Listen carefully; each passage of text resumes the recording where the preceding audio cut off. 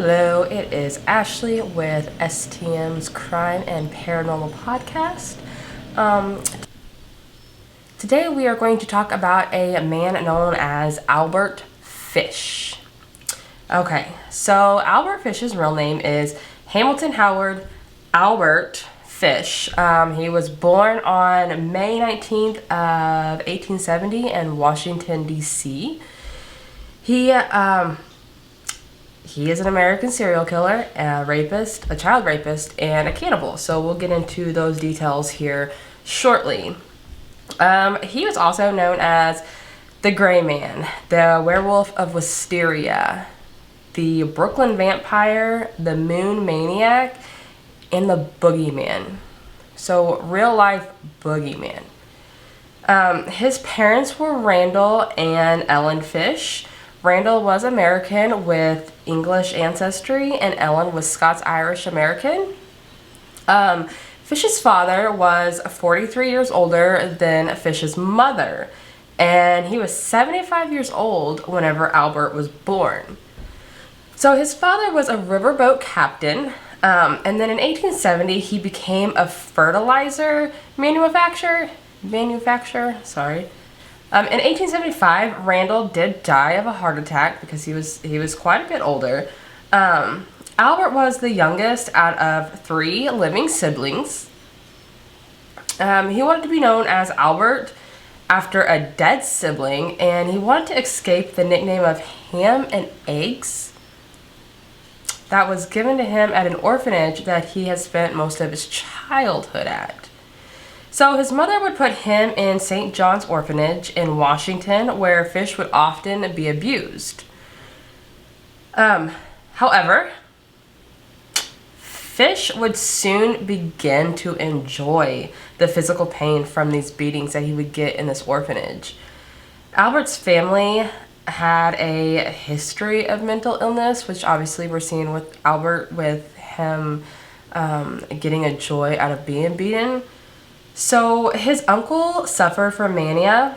One of his brothers was actually in a state mental hospital, and one of his sisters was diagnosed with mental affliction. 3 other relatives of his were also diagnosed with mental illness, and his mother would have visual hallucinations. So mental illness just ran in his family pretty deeply. In 1880, his mother ended up at a government job, and then she was able to move and remove Fish from the orphanage. So at the age of 12, Fish would start a relationship with a telegraph boy. This boy would introduce odd things to Fish, such as, and I'm probably saying this wrong, but it's called urolagnia, which is drinking urine, and coprophagia, which is eating feces. And like I said, I probably said those 2 wrong. Soon Fish would then start going to public baths so he could watch the other boys undress. He would spend a lot of his weekends doing this. So this was like his weekend, this is his weekend fun. This is what he did on the weekends for fun, which is absolutely disturbing. Through Fish's life, he would often write women obscene letters that he would find. He would find these women's names through classified advertising and matrimonial agencies. So he would go through the newspaper, find information on these women, and he would start writing them just obscene letters, which is disturbing also. So in 1890, by the time that Fish was 20 years old, he would arrive in New York City. At this point, he had become a prostitute, and he started to rape younger boys. In 1898, Fish's mother would actually end up arranging a marriage for him with a girl by the name of Anna Marie Hoffman, whom was 9 years younger than Fish. They would have 6 children together by the names of Albert, Anna, Gertrude, Eugene, John, and Henry Fish. All through 1989, he would work as a house painter.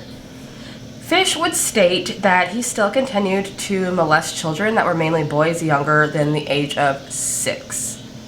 So later on, Albert would recount an incident of when a male lover would take him to a waxworks museum where he grew fascinated by a bisection of a penis.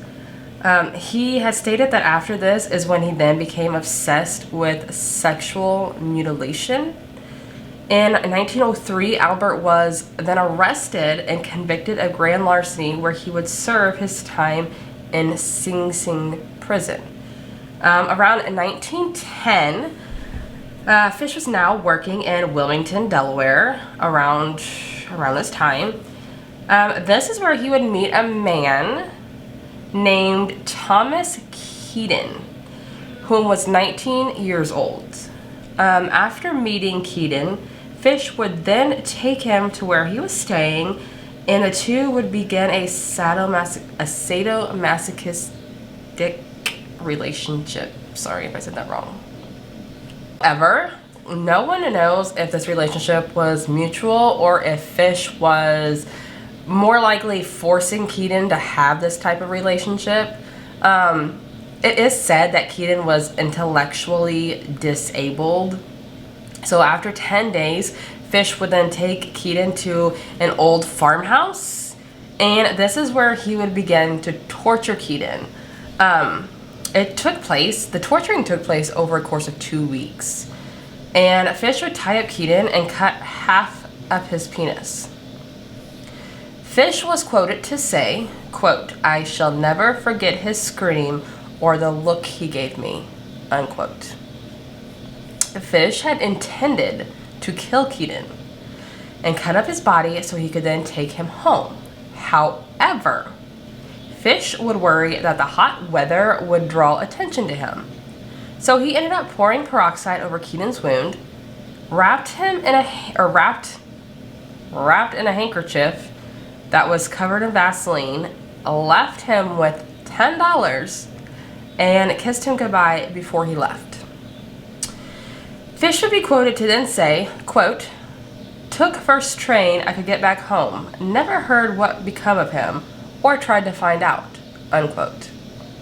So in January 1917, Fish's wife would then leave him for a John Straub, whom was a handyman who boarded with the Fish family. So after she had left with Straub, Fish would then have to raise his 6 children as a single parent. The kids would recall that Albert Fish would ask them to play a sadomasochistic game with him, which involved him asking the children to paddle him with a nail-filled paddle until blood would run down his legs. Fish stated that when his wife had left him, she had took nearly every possession that they had owned ever. Albert would then begin to start acting strange after this. So it's reported that he would begin to experiment with self-harm and would push needles into his groin. He had also enjoyed hitting himself with a nail-studded paddle, and it is alleged that he would insert a lighter fluid-soaked wooden dowel into his anus and set it on fire. So he would then soon start to have auditory hallucinations. So he was starting to hear things. It is said that he had once wrapped himself in carpet, saying that John the Apostle had instructed him to do so. So between 1919 and 1930s, around 1990, Fish had stabbed a boy in Georgetown, Washington, D.C., that was intellectually disabled. He would always pick out people, like his victims were always mentally handicapped or African American. He explained the reasoning for this was because he assumed that these people would not be missed after they had been killed. Fish would also claim to have paid other boys to lure in children for him. So he had a few accomplices, I guess. He would torture, mutilate, and murder young children with his implements of hell, which were a meat cleaver, a butcher knife, and a small handsaw. So these were his implements of hell that he called them. So in July 11th of 1924, Fish had found an 8-year-old by the name of Beatrice Keel. She was playing alone on her parents' farm in Staten Island, New York. So Fish offered Keel money to come and help him look for rhubarb. While she was about to leave with him, her mother would end up chasing Fish away. Now, if that isn't crazy enough, Fish would then return back later to the Keel's barn and try to sleep. However, Mr. Keel would discover him and force him to leave. So only 3 days after this incident, Fish would then kill a Francis Mcdonnell that also lived in Staten Island. Also during the year of 1924, 54-year-old Albert would suffer from psychosis and would say God was commanding him to torture and sexually mutilate children. So not long before he abducted Grace Budd, Albert would attempt to test out his implements of hell that he had been molesting by the name of Cyril Quinn. So when Cyril and his friends were playing a game called box ball on a sidewalk, Fish would approach them and he would ask if they had had lunch yet. The kids said they had not eaten lunch yet, so Fish would invite them to his apartment to eat some sandwiches. So while the two boys were wrestling around and playing on Albert's bed, they somehow moved the mattress to reveal a knife, a small handsaw, and a meat cleaver underneath of this mattress. This would frighten the boys so bad that they would run out of Fish's apartment. Albert Fish would then remarried.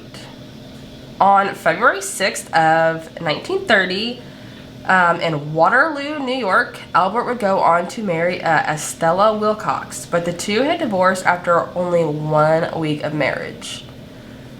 Fish was then arrested in May of 1930 for sending obscene letters to women who had answered an ad for a maid.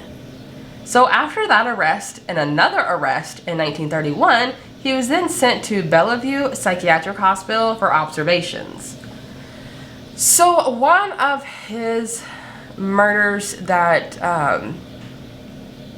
is pretty well known and kind of turned some things around was the murder of Grace Budd. On May 25th in 1928, Albert would see a classified ad in a Sunday edition of the New York World. The advertisement would say, "Young man, 18, wishes position in country, Edward Budd, 406 West 15th Street." On May 28th, Fish, who was 58 years old at this time, had decided to visit the Budd family in Manhattan under the impression that he would hire Edward. He would confess later on that he had planned to tie Edward up, mutilate him, and leave him until he had bled to death. Albert would introduce himself to the Budd family as Frank Howard, who was a farmer in Farmingdale, New York. So he had promised that he would hire Edward and his friend Willie, stating he would send for them in a few days. So although Albert later failed to send for the two boys and would send a telegram to the family apologizing, he would then set up another date to send for them. Albert would later return, and this is when he had met Edward's younger sister by the name of Grace Budd.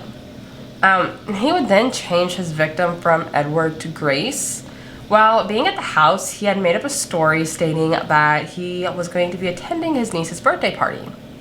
So Fish would convince Grace's parents, Delia Flanagan and Albert Budd, the first, to let Grace go to his niece's birthday party with him that night. Grace would then leave with Albert, and she never returned home.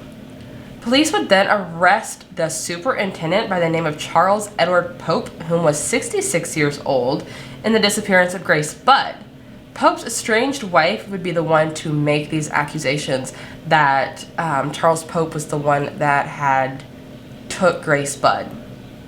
So Pope would then serve 108 days in jail from his arrest date to his trial date, which was December 22nd of 1930. He was then found not guilty of these accusations. A letter was sent to the mother of Grace Budd. It was an anonymous letter, and it was sent in November of 1934. The letter would be what had actually ended up leading the police officers to Fish in the case of Grace Budd. However, Grace's mother, she was illiterate, so she was unable to read the letter, so she had to have her son read it to her. There is quite a bit of significant misspellings and grammatical errors in Fish's letter, but I will read it word for word. And it is going to read as followed. My dear Mrs. Budd, in 1894, a friend of mine shipped as a deckhand on the steamer Tacoma, Captain John Davis. They sailed from San Francisco to Hong Kong, China. On arriving there, he and 2 others went ashore and got drunk. When they returned, they was gone. At that time, there was a famine in China. Meat of any kind was from $1 to $3 a pound. So great was the suffering among the very poor that all children under 12 were sold to the butchers to be cut up and sold for food in order to keep others from starving. A boy or girl under 14 was not safe in the street. You could go in any shop and ask for steak, chops, or stew meat. Part of the naked body of a boy or girl would be brought out and just what you wanted cut from it. A boy or girl's behind, which is the sweetest part of the body and sold as veal cutlet, brought the highest price. John stayed there so long he acquired a taste for human flesh. On his return to New York, he stole 2 boys, one 7, one 11.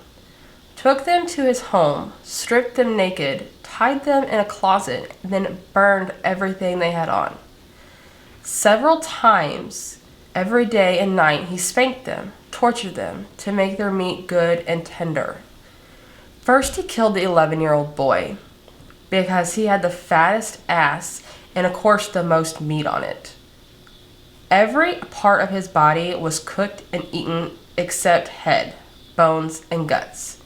He was roasted in the oven, all of his ass, boiled, broiled, fried, stewed. The little boy was next, went the same way. At that time, I was living at 409 East 100th Street, rear right side. He told me so often how good human flesh was, I made up my mind to taste it. On Sunday, June the 3rd, 1928, I called on you at 406 West 15th Street. Brought you pot cheese, strawberries. We had lunch. Grace sat in my lap and kissed me. I made up my mind to eat her on the pretense of taking her to a party. You said yes, she should go. I took her to an empty house in Westchester. I had already picked out. When we got there, I told her to remain outside. She picked wildflowers. I went upstairs and stripped all my clothes off. I knew if I did not, I would get her blood on them. When all was ready, I went to the window and called her. Then I hid in a closet until she was in the room. When she saw me all naked, she began to cry and tried to run down the stairs. I grabbed her, and she said she would tell her mama. First I stripped her naked. How she did kick, bite, and scratch. I choked her to death, then cut her in small pieces so I could take my meat to my rooms, cook and eat it. How sweet and tender her little ass was roasted in the oven. It took me 9 days to eat her entire body. I did not fuck her though. I could have, had I wished. She died a virgin. That was the disgusting letter he wrote to Grace's parents and the disgusting things that he did to poor Grace.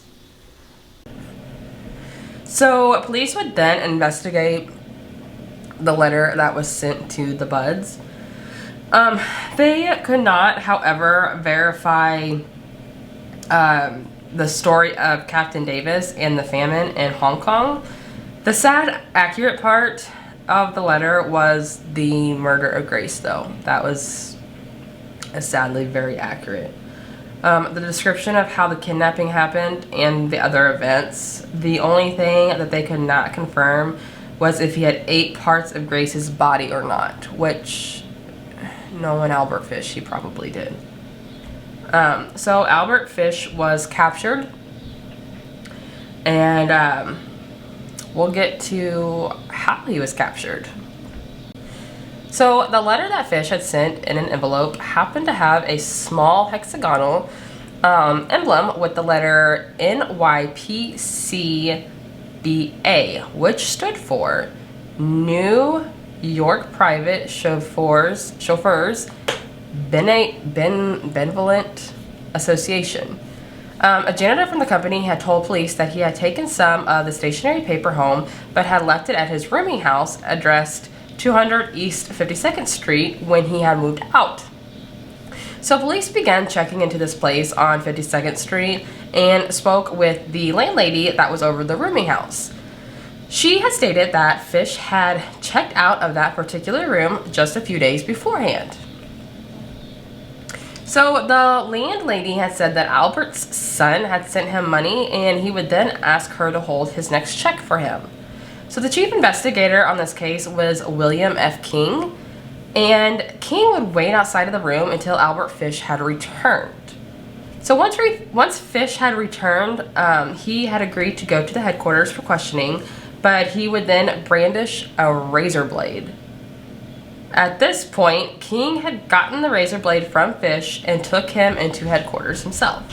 Albert would make no attempt to even deny that he had murdered Grace Budd. He even said that he had actually meant to go to the Budds' house for Grace's brother Edward. So he told investigators this. Albert said, and quoted, that it never even entered his head to rape Grace, but he would later tell his attorney that while he was kneeling on her chest and strangling the young girl, he had 2 involuntary ejaculations. This information was then used at Albert's trial to make the kidnapping claim sexually motivated, to where they avoided any mention of cannibalism. So there was more crimes that were discovered after Albert Fish was arrested. Francis Mcdonnell was one of his victims. On the night of July 14th of 1924, Francis was only 9 years old when he was reported missing by his parents. The child would not return home after he was playing catch with his friends in the Port Richmond neighborhood of Staten Island. So after a search was conducted, organizers would then find his body that was hanging by a tree in the woods near his home. Francis was sexually assaulted and had been strangled by his own suspenders. Autopsy would reveal he would also have suffered extensive lacerations on his legs and his abdomen. His left hamstring had almost been completely stripped off the bone. Albert would not claim to be responsible for Francis's murder, but later he then stated he had intentions of actually castrating the boy, but ran when he thought he had heard someone coming. So when Francis's friend was questioned by police, they would state that he had been taken by an elderly man that had a gray mustache. A neighbor had also told the police that they had observed Francis with a man that looked similar to how the other boys would describe him. They stated he would be walking along a path of grass into the woods. So Anna Mcdonnell, which is Francis's mother, has said she had seen the same man earlier that day. She would go on to report that he came shuffling down the street, mumbling to himself and making queer motions with his hands. I saw his thick gray hair and his drooping gray mustache. Everything about him seemed faded and gray. The description everyone gave about the strange man is what made him known as the Gray Man. So Francis's murder was not solved until after Grace Budd was murdered. Several witnesses, such as the farmer Hans Keel, had identified Fish as the guy seen around Port Richmond the day that Francis had disappeared. Later, attorney Thomas J. Walsh would announce that he was going to indict Fish for the murder of Francis Mcdonnell. Fish would deny the charges at first, but in March of 1935, after they had concluded Grace Budd's murder and Fish's confession of another murder, which we will get to next, Albert would then confirm to the investigators that he did indeed rape and murder Francis. So once his confessions was made public, the New York Daily Mirror would then write about the disclosure that solidified Albert's reputation as the most vicious child slayer in criminal history. So let's go to 4-year-old Billy Gaffney. That is another one of Albert's victims. On February 11th of 1927, a Billy Beaton, whom was 3 years old, and his brother, whom was 12 years old, were playing in an apartment hallway located in Brooklyn with 4-year-old Billy Gaffney. The 12-year-old boy would then leave the apartment when both boys would disappear. So Billy Beaton had ended up being found on the roof at the apartments. They had asked Beaton what had happened to Gaffney, and he would reply, "The boogeyman took him." So they had never recovered the body of Billy Gaffney. They did have another suspect in Gaffney's murder, who was serial killer Peter Kudzinski. But a man named Joseph Meehan, who was a motorman on the Brooklyn trolley, would see a picture of Albert Fish. And in the newspaper, he would see the picture and would identify him as the old man he had seen on the same day Billy Gaffney had went missing. So this was very important. So Joseph said that this old man had tried getting the little boy that was sitting with him on the trolley to be quiet. Billy was not wearing a jacket and had started crying for his mother when he was then dragged by this man on and off the trolley. When Billy Beaton described this boogeyman, this had been an exact identification of Fish. So the Manhattan Missing Persons Bureau investigators would then find out that Fish had been employed as a house painter by a Brooklyn real estate company during February of 1927. They would also find out that Fish was working at a location only a few miles where Gaffney was abducted on that same day. So Albert would then write yet another letter, but to his attorney this time, that reads, "I brought him to Riker Avenue, Dumps. There is a house that stands alone, not far from where I took him. I took the G-boy there, stripped him naked, and tied his hands and feet and gagged him with a piece of dirty rag I picked up out of the dump. Then I burned his clothes, threw his socks in the dump. Then I walked back and took trolley to 59th Street at 2 a.m. and walked home from there. Next day, about 2 p.m., I took tools. A good heavy cat of nine tails, homemade, short handle, cut one of my belts in half, slit his legs, I cut off his ears, nose, slit his mouth from ear to ear, gouged out his eyes. He was dead then. I stuck the knife in his belly and held my mouth to his body and drank his blood. I picked up 4 old potato sacks and gathered a pile of stones. Then I cut him up. I had a grip with me. I put his nose, ears, and a few slices of his belly in the grip. Then I cut him through the middle of his body, just below his belly button. then through his legs about 2 inches below his behind. I put this in my grip with a lot of paper. I cut off the head, feet, arms, hands, and the legs below the knee. This I put in sacks weighed with stones, tied the ends, and threw them into the pools of slimy water you will see all along the road going to North Beach. Water is 3 to 4 foot deep. They sink at once. I came home with my meat. I had the front of his body I liked best. His monkey and peewees and a nice little fat behind to roast in the oven and eat. I made a stew out of his ears, nose, pieces of his face, and belly. I put onions, carrots, turnips, celery, salt, and pepper. It was good. Then I split the cheeks of his behind open, cut off his monkey and peewees, and washed them first. I put strips of bacon on each cheek of his behind and put in the oven. Then I picked 4 onions, and when meat had roasted about a fourth of an hour, I poured about a pint of water over it for gravy and put in the onions. At frequent intervals, I basted his behind with a wooden spoon so the meat would be nice and juicy. In about 2 hours, it was nice and brown, cooked through. I never ate any roast turkey that tasted half as good as his sweet, fat little behind did. I ate every bit of the meat in about 4 days. His little monkey was as sweet as a nut, and his peewees I could not chew. Threw them in the toilet. This man is so vile. And it's hard reading these 2 letters because it's just sick hearing what he did and how he felt, and there's just no remorse. These are people. These are kids. Okay, they're not animals. I don't know. It blows my mind. Billy Gaffney's mother would visit Albert Fish in Sing Sing. Detective King and 2 other men would go with her. Elizabeth, who was Billy's mother, wanted to ask about her son's death.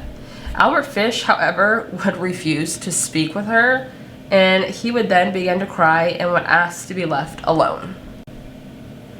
So 2 hours of his lawyer James Dempsey asking him questions, Mrs. Gaffney would then give up with getting an answer from Fish. However, she was still maintaining and convinced that Albert was who had killed her son. It is alleged that after he was captured, he would admit to molesting more than 400 children and torturing and killing several of them, although it's unknown if the statement was even true. So for his trial and execution, on March 11th of 1935 is when the trial of Grace Budd would begin in White Plains, New York, as Frederick P. Close, the presiding judge, and Westchester County Chief Assistant District Attorney Albert F. Gallagher, whom was prosecuting attorney in the trial. James Dempsey, who was a former prosecutor and a one-time mayor of Peekskill, New York, is the defense counsel for Albert Fish. His trial would last 10 days.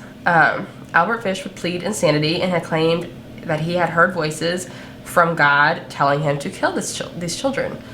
Although a few psychiatrists would testify about Fish's sexual fetishes that had included sadism, masochism, flagellation, exhibitionism, voyeurism, piqueurism, cannibalism, coprophagia, urophilia, hematolagnia, pedophilia, necrophilia, and infibulation, Dempsey would note that Fish was a psychiatric phenomenon and that there was never any other individual in legal or medical records that would possess so many sexual abnormalities.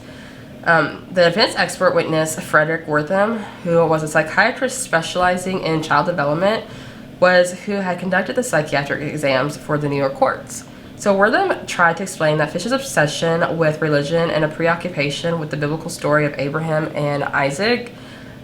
Fish believed that sacrificing a boy would be self-punishment for his own sins, even if what he was doing was wrong, that the angels would prevent it if God did not approve.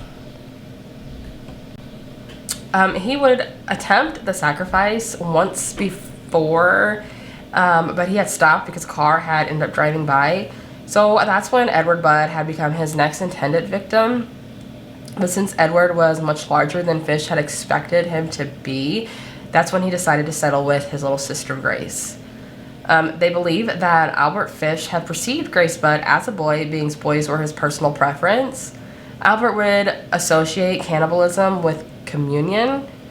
One of the last questions that Dempsey had asked Wortham was a long 15,000 words. It would detail Fish's life and had ended with asking this doctor how he would consider Fish's mental status based on his life. Wortham would then answer that he was insane. Gallagher would then cross-examine Wortham on if he knew that Fish would know the difference between right and wrong. Wortham would respond back that he did not know, but it was a perverted knowledge based on his opinions of sin, atonement, and religion. So he would say that it was insane knowledge. Defense would then call two more psychiatrists to support Wortham's claims. One of the rebuttal witnesses was a Menace Gregory, who was a former manager of the Bellevue Psychiatric Hospital where Albert had been treated in the year of 1930. So Gregory would testify that he was abnormal, however, he was indeed sane. So during cross-examination, Dempsey would then ask if coprophilia, urophilia, and pedophilia would indicate if someone was sane or insane. Gregory would then reply back to Dempsey that any such type of person was not mentally sick and they were actually common perversions that were said to be socially perfectly alright, and that Albert was no different than millions of other people, some of whom were very prominent and successful that also suffered from the same perversions. So another witness, who was the resident physician at the Tombs, named Perry Leichenstein, Dempsey would object that a doctor that had no training in psychiatry should be testifying on the issue of sanity. Justice Close, however, would overrule that objection, stating that the jury could decide what weight the prison doctor would have. So Leichenstein was then asked when Albert would cause himself pain, if that would mean he would have a mental condition. Leichenstein would then reply, that is not masochism, and he was only punishing himself to get sexual gratification. Another witness by the name of Charles Lambert would then testify that coprophilia was a common practice and that religion cannibalism may be psychopathic, but it was a matter of taste and not evidence of psychosis. So the last witness, James Vavasor, would then repeat Lambert's opinion. Mary Nichols was also another witness of the defense. She was Fish's 17-year-old stepdaughter. She would state that Albert would teach her and her brother and sisters several games that would involve overtones of masochism and child molestation. None of those jurors had doubted that Albert Fish was insane, but one of the jurors would then explain they had felt he should be executed anyway. So they had found him to be sane and guilty. The judge would then order a death sentence. Albert would then arrive at the prison on March 1935 and was executed on January 16th of 1936, being electrocuted by the electric chair at the Sing Sing prison. So he would then go into the chamber at 11:06 p.m. and would be pronounced dead only 3 minutes later. Fish was buried in the Sing Sing prison cemetery. It's said that Albert had even helped the executioner position the electrodes on his body. The last words that Albert Fish would reportedly say was, "I don't even know why I'm here." One witness that was present at his execution would say that it would take 2 jolts before Albert died. So rumor had it that the apparatus was short-circuited by the needles that Albert Fish had inserted into his body. The rumors, however, were then regarded as not true and that he would die in the same manner and time frame of others that were executed by the electric chair. James Dempsey, Fish's lawyer, would later reveal after the execution to reporters that he was in possession of his client's final statement. There were several pages of handwritten notes that Albert had wrote just hours prior to his execution. While he was asked by a journalist to reveal the letters, he would refuse and stated that, "I will never show it to anyone. It was the most filthy string of obscenities that I have ever read. Albert Fish's known victims were Francis X. Mcdonnell, which was age 8, murdered July 15th, 1924. Billy Gaffney, age 4, murdered February 11th, 1927. Grace Budd, age 10, murdered June 3rd of 1928. Albert would also be suspected in 5 other murders. Those victims were Emma Richardson, age 5, murdered October 3rd of 1926. Yetta Abramowitz, age 12, murdered in 1927. Robin Jane Liu, age 6, murdered May 2nd of 1931. Mary Ellen O'Connor, age 16, murdered February 15th of 1932. Benjamin Collings, age 17, murdered December 15th of 1932. Several quotes from Albert Fish. So I have some quotes from Albert Fish that I will read off, and some of them are definitely disturbing. So here are some of his quotes. The first one. I like children. They are tasty. What a thrill that will be if I have to die in the electric chair. It will be the supreme thrill, the only one I haven't tried. I have no particular desire to live. I have no particular desire to be killed.